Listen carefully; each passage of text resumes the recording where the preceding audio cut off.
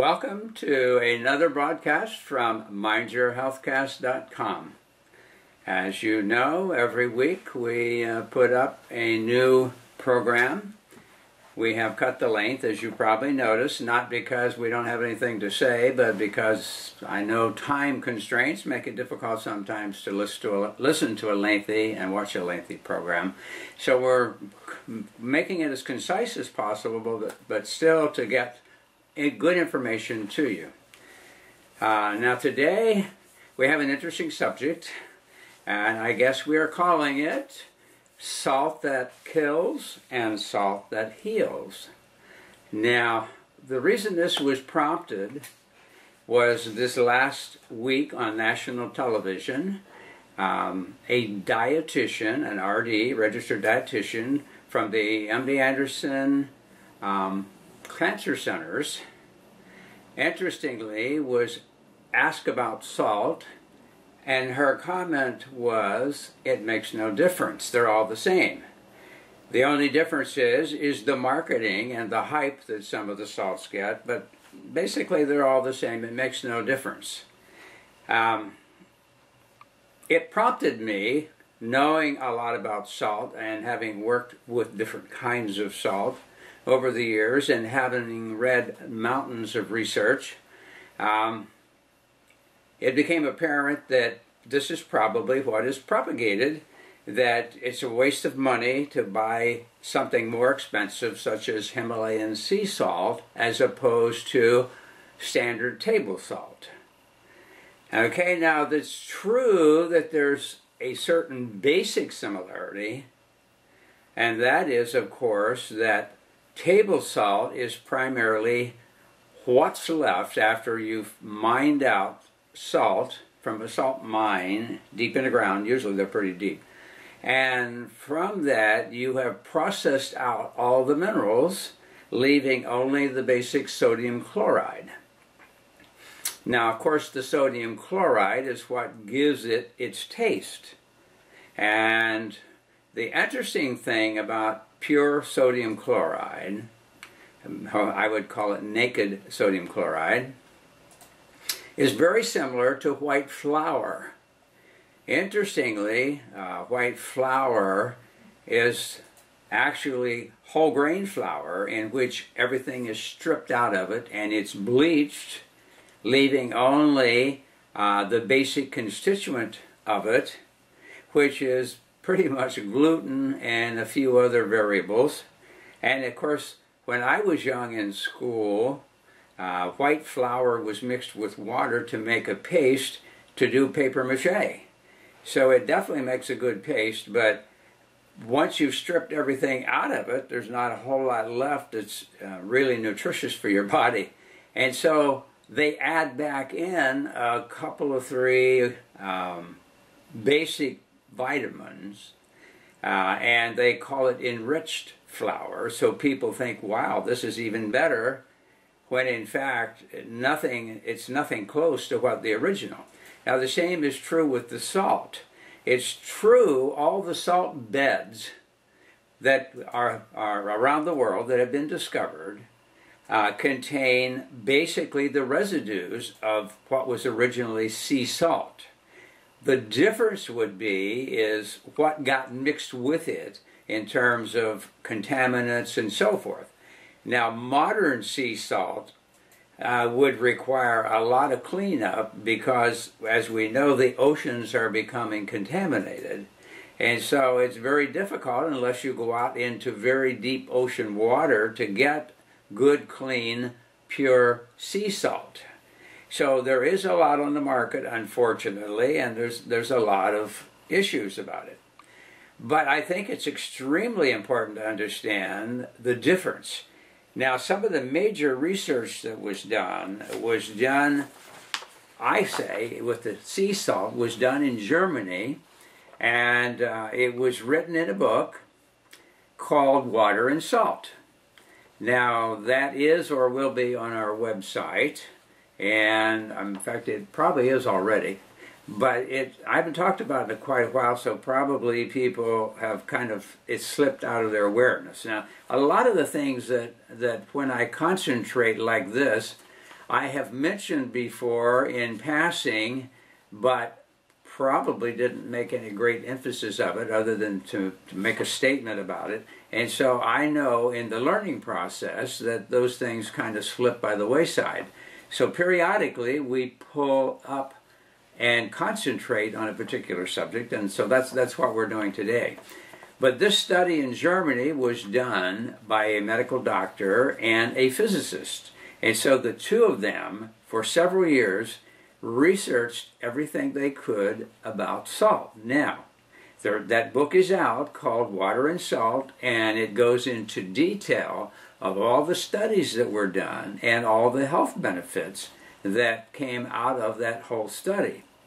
So it definitely is a good book to read, and it also talks about the use of something called Soleil, which is a concentrate you make, and then you mix some of that into water and dilute it down. And they talk about all the therapeutic values. Now, the interesting thing about salt is that most people today, if they have a hypertension problem, they're told to reduce their salt or to restrict the milligrams that they get in a day. And of course, in many cases, you can get more than that in one meal at some of the fast food restaurants.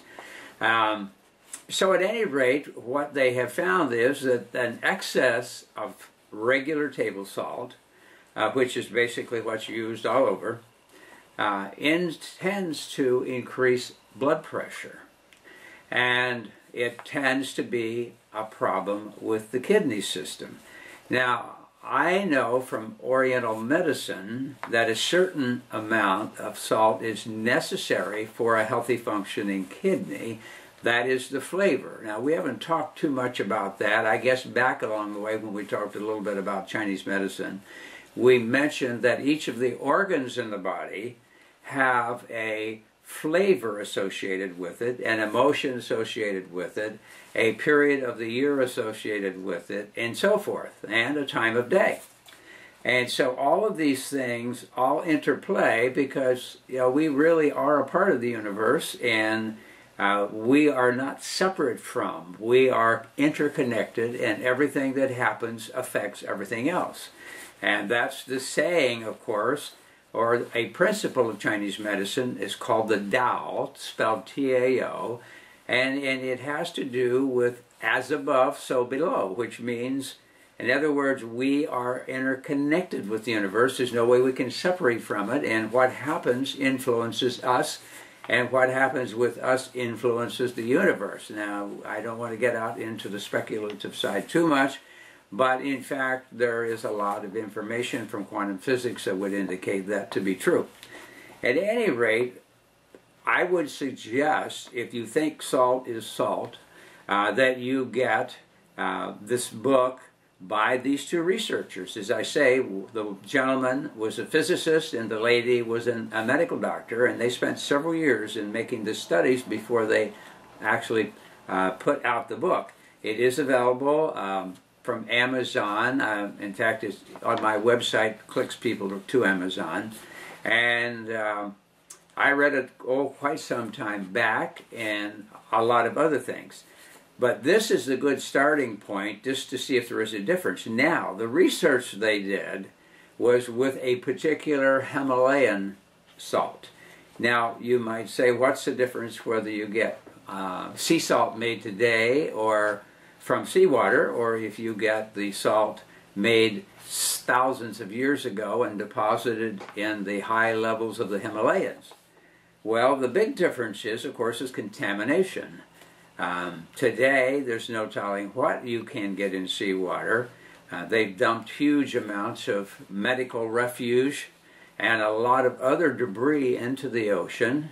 And where do you think the cruise ships dump all of their sewage and everything else? I mean, it's really a tremendous amount of debris that's been put into the ocean. I'm not saying it couldn't be cleaned up, but it would certainly take a lot of work.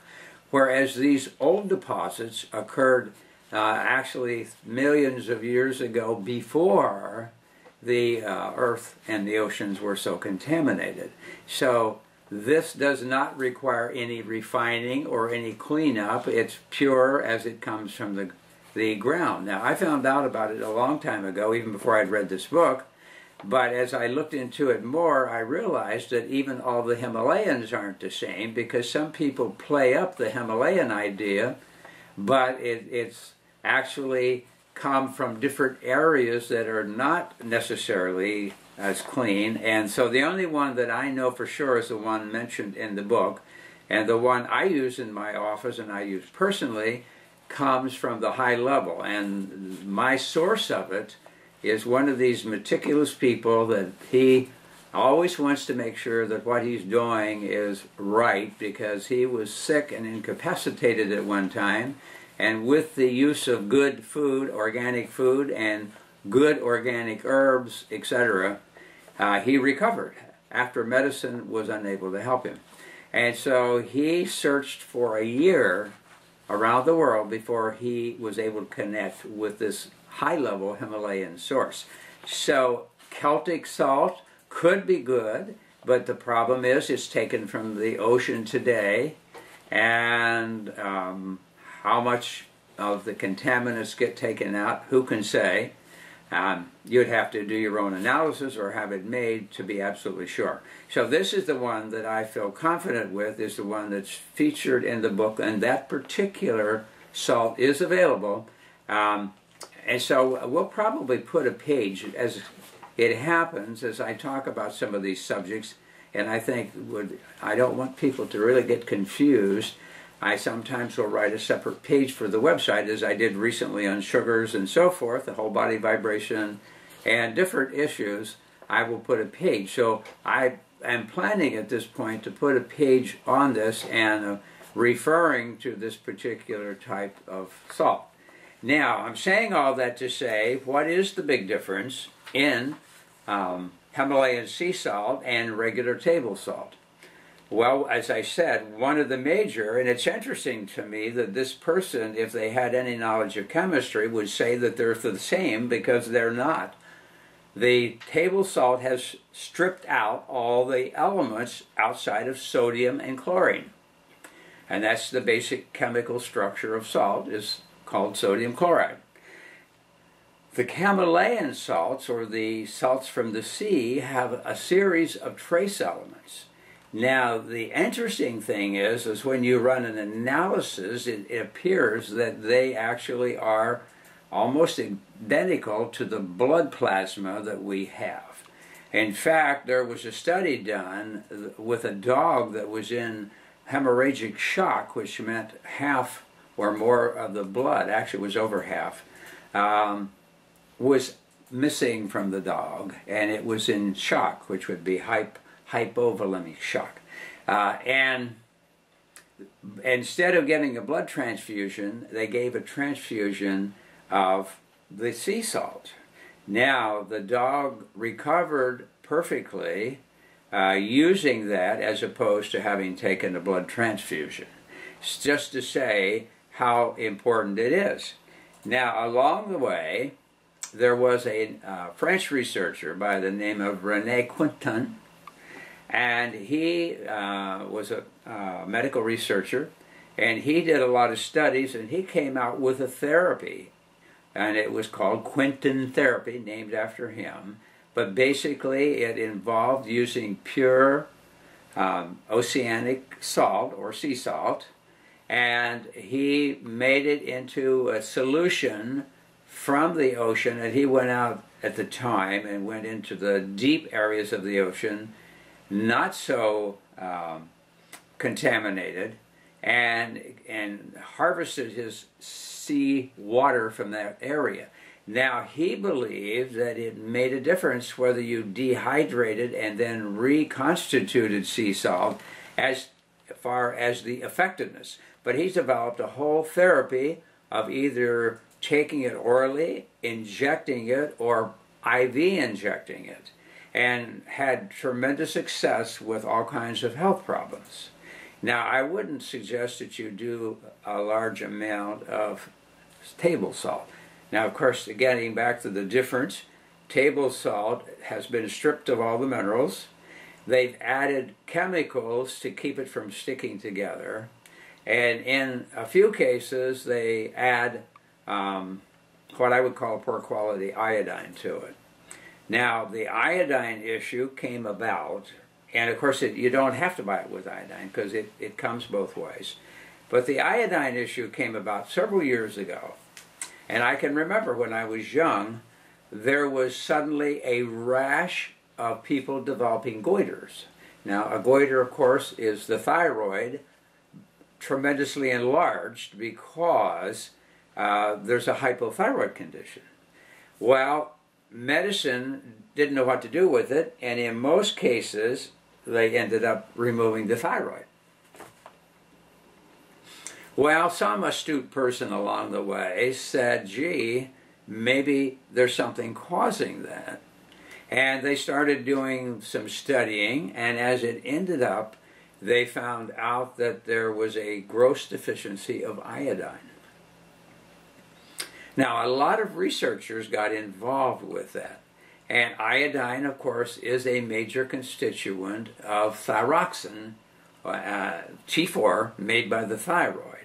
The other major player happens to be an amino acid called L-tyrosine.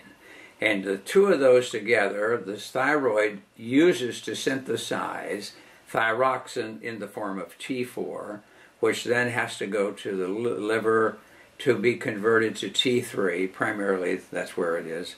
You know, everything it's got a lot of things going on in the body, but let's say primarily, liver converts to T3, which is the active form of thyroxine. Now, if you don't have iodine, you've got a problem, and the problem is that the thyroid can't make thyroxine.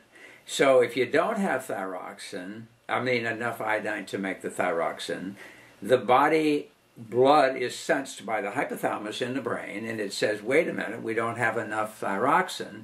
So a message is sent to the pituitary to release something called TSH, which is thyroid stimulating hormone, which goes to the thyroid and says, make more thyroxine. Well, unfortunately, if it doesn't have the raw material, what's going to happen?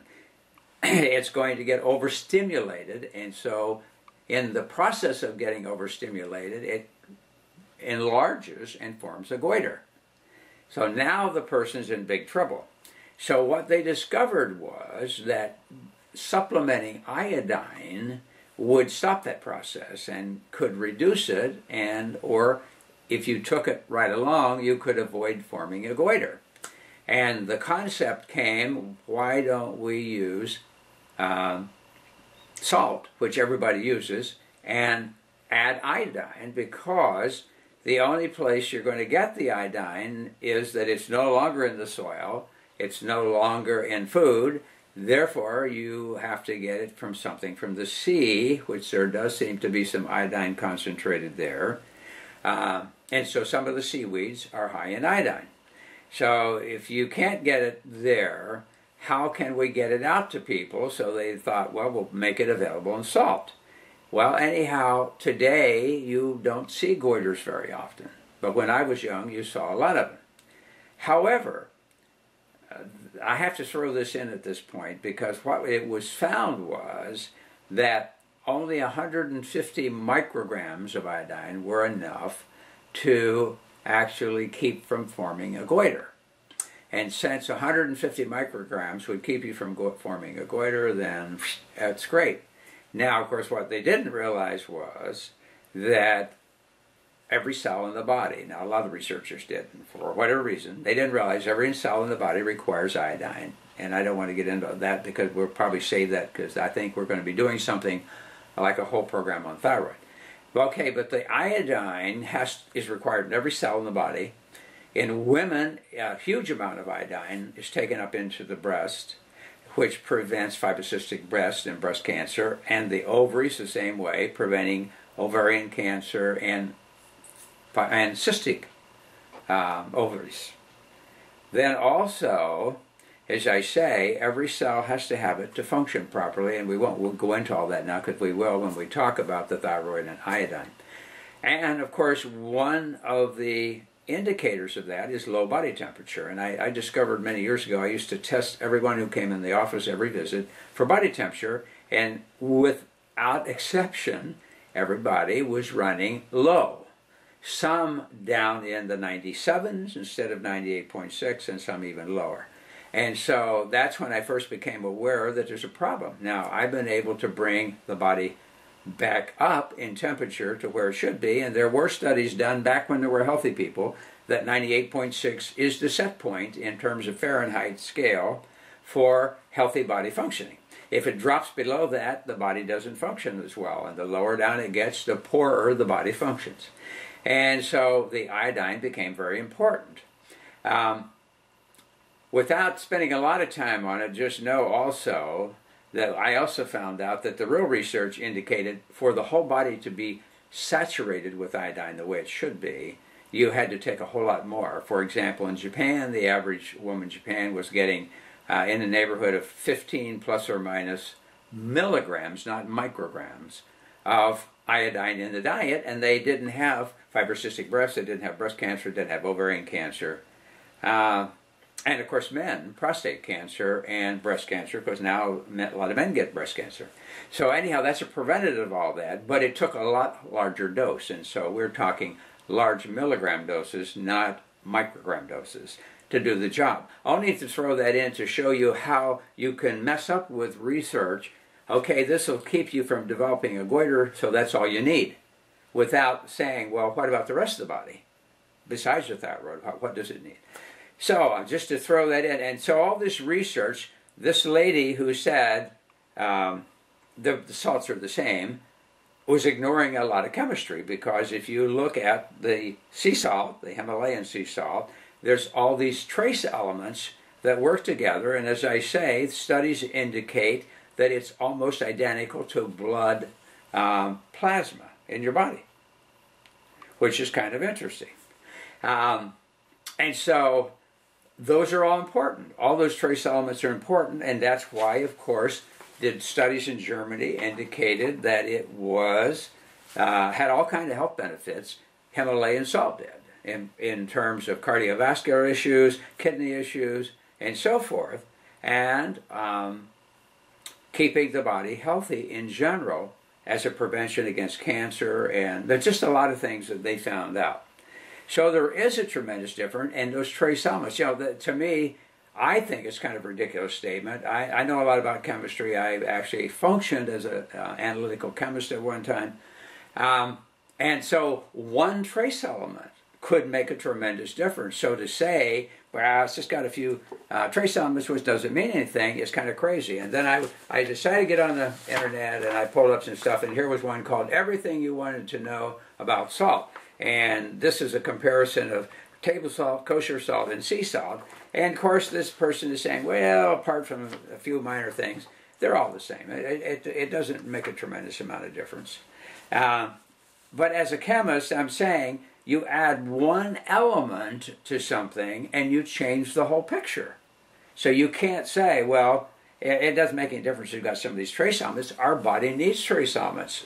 And if it's going to work properly, it has to have them.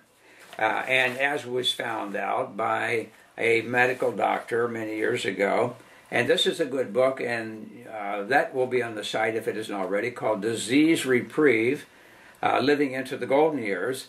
And I bring this up because this doctor, Dr. T.C. McDaniel, wrote the book, and when he was 56, he found out his body was falling apart. As a practicing doctor, his health had gone kaput. And he had heart problems, he had balance problems, he had kidney issues, moving toward diabetes, I mean, you name it. All these things were going on. And so he found out, after going to several specialists, that they didn't offer any help for him. And he remembered that his father had dropped dead in his late 50s, and he didn't want to end up the same way.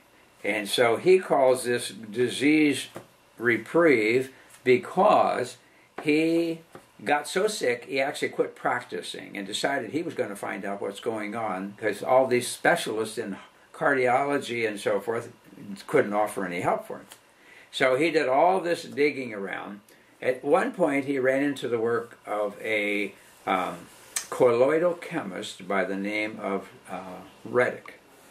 I'm sorry. And Riddick had done all these studies because of a problem he had. Thomas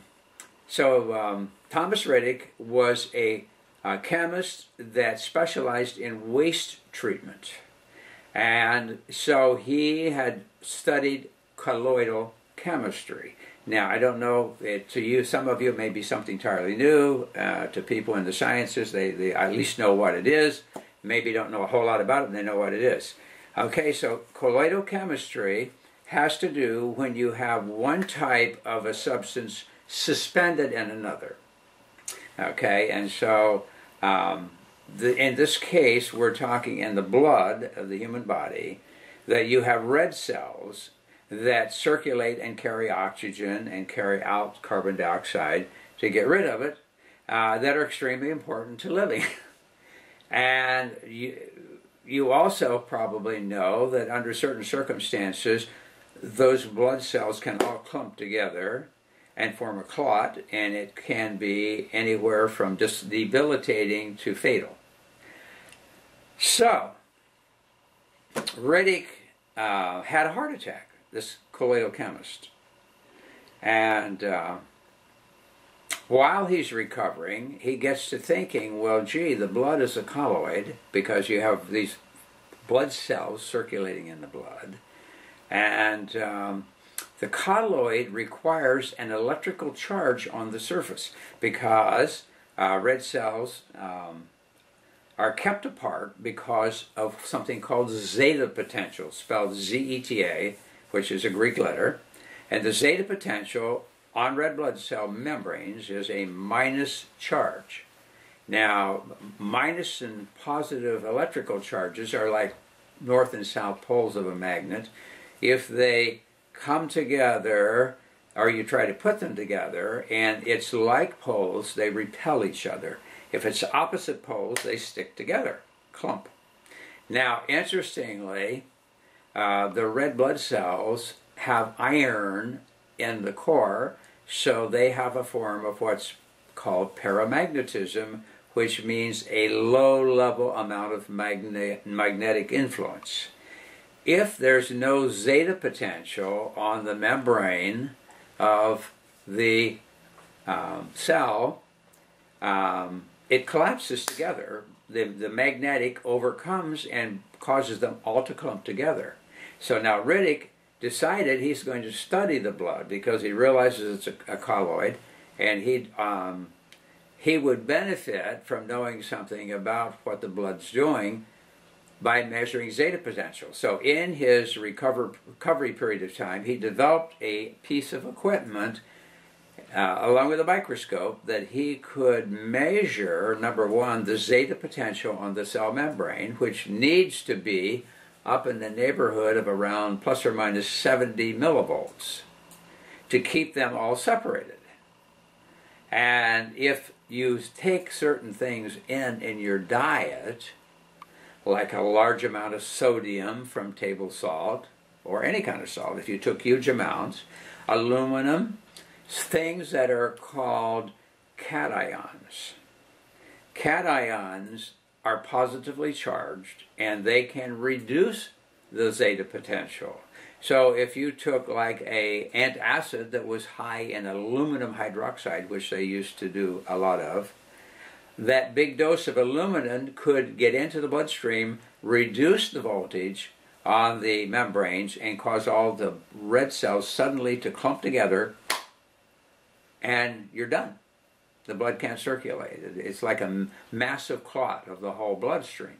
And so he was able to measure the voltage and see what things changed that and what suddenly caused them all to collapse together. The bad thing about that is that when anyone dies, the blood coagulates, and so when they do an autopsy, they would never know that that was the cause of death. So they would try to attribute it to something else. And so he documented all of his studies, and guess what? He said, wow, I've got some powerful information for doctors that are cardiologists.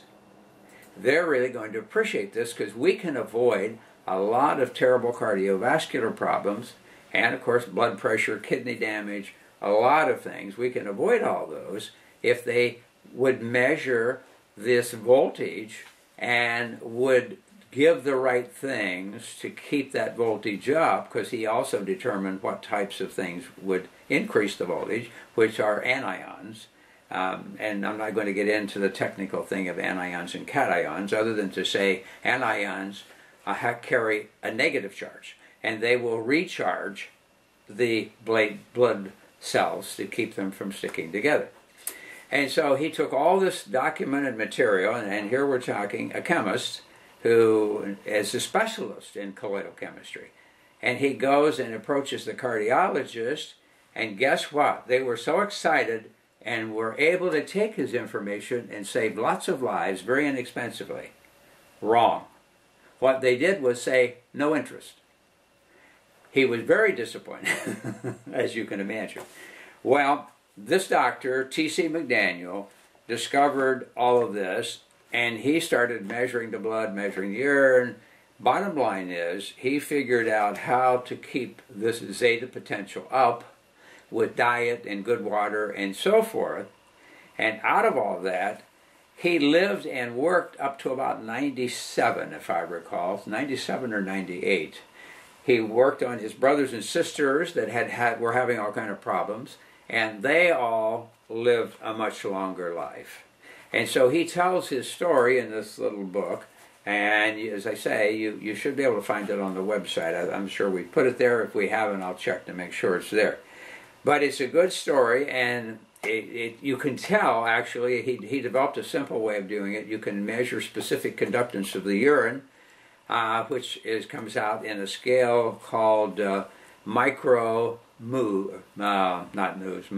Siemens now. they changed the terminology, as medicine or science is inclined to do along the way. So it's now called micro Siemens. So he found that he could measure the urine of his and know whether they were in trouble or not. He developed a treatment involving taking the right elements in your blood, especially the cations, and that he got over all of those symptoms he had, which was PVCs of his heart not beating properly, developing toward diabetes, developing high blood pressure, and not being able to function well. He was dizzy, the whole bit. All of that left, and he had a good life right up until, as I say, about 97. And he worked all along and treated thousands and thousands of patients from all over the world.